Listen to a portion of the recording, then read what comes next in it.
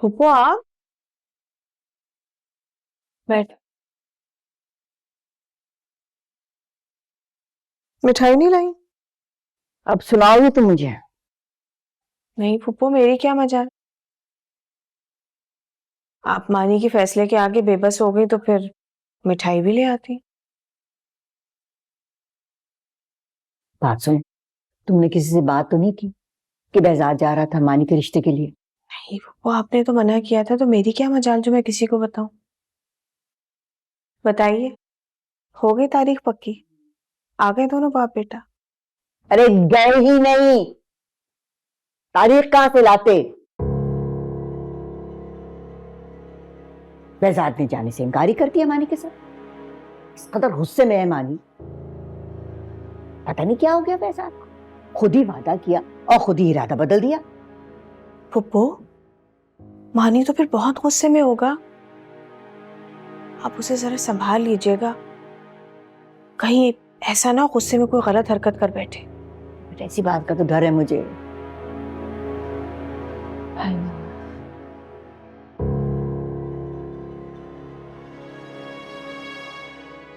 अच्छा, मैं खाना लगवाती हूँ आपके लिए। नहीं बेटा, खाना वाना नहीं खाऊंगी। बहजाद के आने का वक्त है, उसके साथ खाना खाऊंगी। बस एक कप अच्छी सी चाय पिला दो।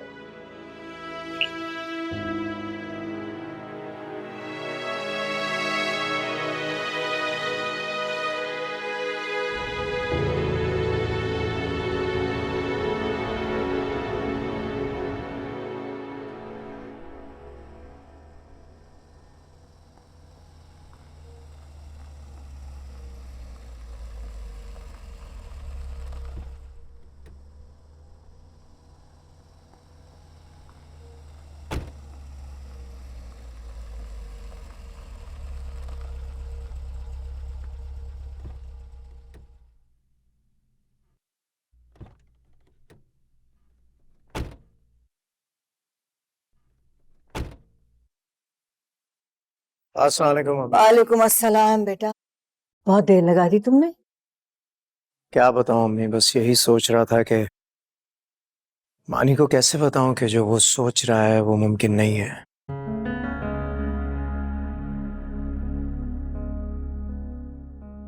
शुक्र है तुम्हें एहसास हो गया कि अपने अपने ही होते हैं। नवाल से बेहतर हमारे घर के लिए और कौन हो सकती है। अम्मी, नवाल वजह नहीं है मानी के साथ ना जाने की। वजह जो भी है, नवाल हमारे मानी और हम सब के लिए सबसे बेहतर चॉइस है। है।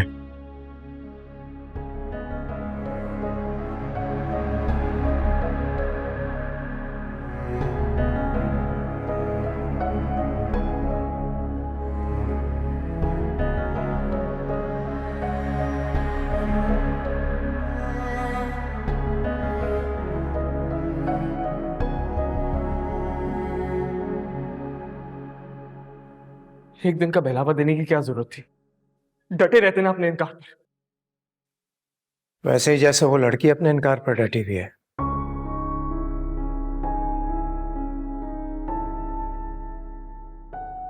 क्या मतलब, ये लड़की राजी नहीं है इस रिश्ते के लिए? नहीं अम्मी, उसकी शादी तो कहीं और होने जा रही है, लेकिन ये चाहता है कि मैं जबरदस्ती उन लोगों को कन्विंस करूं। कैसे हो सकता है? औरों की लड़की है, उन्हें कैसे कायल करेंगे हम लोग? मैं हर कोशिश कर सकता था, मगर वो लड़की तो हमारा साथ देती। मत करें आप कोशिश, आपकी किसी कोशिश की अब मुझे जरूरत नहीं है। साफ नजर आने की कोशिश करने से पहले ही हार मान ली आपने। अजीब लड़का है भाई ये। वो उस लड़की की शादी कहीं और हो रही है और ये अभी भी तुम्हें मजबूर किया जा रहा है। काश मेरे बस में होता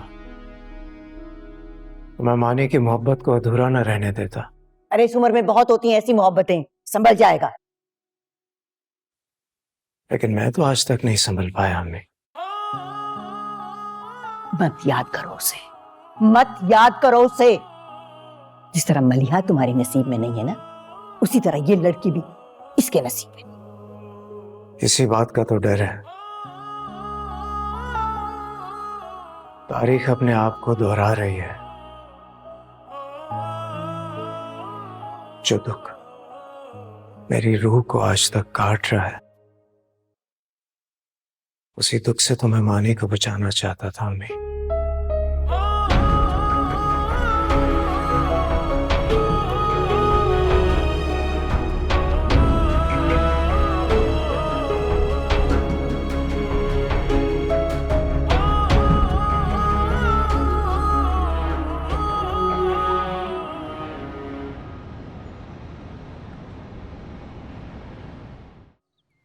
ये लो पियो। शुक्रिया।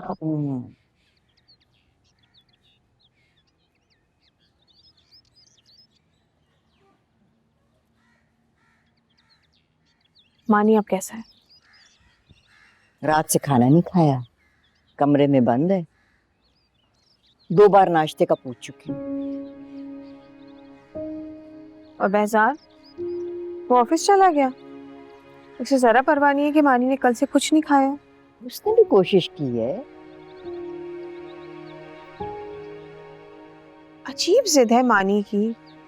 जब उस लड़की ने मानी से शादी करने से इनकार कर दिया तो मानी इस कदर जिद कर क्यों रहा है? भाई वो सोच रहा है कि अगर बहजाद जाके खुद उन लोगों से बात करे तो हो सकता है वो अपने फैसले पे नजरसानी करे। ऐसा भी होता है कभी।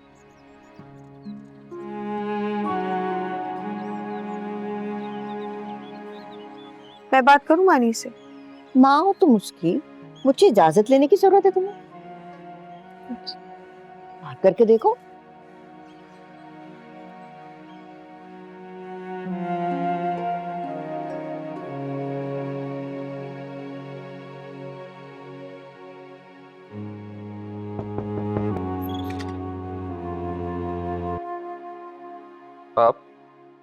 आप क्यों आई हैं यहाँ? क्यों? मैं अपने बेटे के कमरे में नहीं आ सकती? नहीं, मैंने कभी ऐसा नहीं चाहा। देखो मानी, जिंदगी में बहुत बार ऐसा होता है कि जो कुछ हम चाहते हैं वो नहीं होता, बल्कि कुछ बहुत अनएक्सपेक्टेड हो जाता है।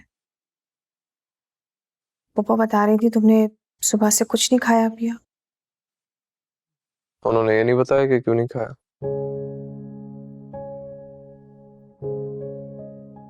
देखो बहजाद की कोई मजबूरी होगी जो वो नहीं जा सका तुम्हारे साथ। पापा की मजबूरी मुझे प्लीज आप मत बताएं।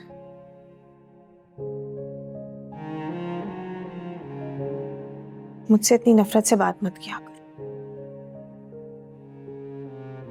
माना कि मैं तुम्हारी मोहब्बत के लायक नहीं हूं, कि मैं तुम्हारी नफरत के भी लायक नहीं हूं। माँ का कॉन्सेप्ट जो मेरे दिमाग में बन चुका है, उसके मुताबिक तो माँ सिर्फ एहतराम के लायक एक रिश्ता है। मैंने इस रिश्ते को कभी मोहब्बत या नफरत के पलड़ों में तोला ही नहीं। अगर तुम्हारे नजदीक ये महज एक एहतराम का रिश्ता है तो इस एहतराम के रिश्ते की खातिर एक बात कहूंगी तो मान लोगे? जो हक तुमने बहजाद को दिया है वो मुझे नहीं दे सकते? मैं समझा नहीं।